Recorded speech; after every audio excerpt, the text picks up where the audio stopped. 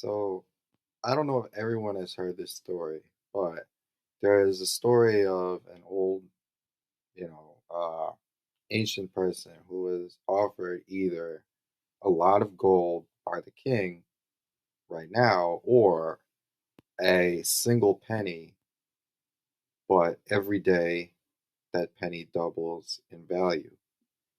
And the person, to everyone's shock, took the penny. And the end of the story is that this person ended up with so much gold that he bankrupted the entire kingdom. Now, this doesn't sound like something that should exist in real life. It's simple math, but it does, and it takes the form of a high yield savings account and compound interest. It's very basic math, right? So, interest, I think everybody is aware, right? You take how much money you have, your initial investment, starting here, and assuming that there's no monthly additions from your income, right? The money itself will just grow, right? This is how people understand, let's say, a 2% interest, right? So in a high yield savings account, compound interest, right? Um, yeah. So you earn interest on interest earns, right? So as a savings account accrues interest, it gradually increases the total principal, increasing the amount of interest earned on the next term period and accelerates with time, right? So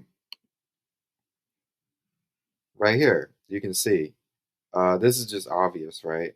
$1 million over 31 days, right? Versus the value of a penny. There's a point where it takes off like crazy, right? So yeah, so if you think of this, right? So let's see.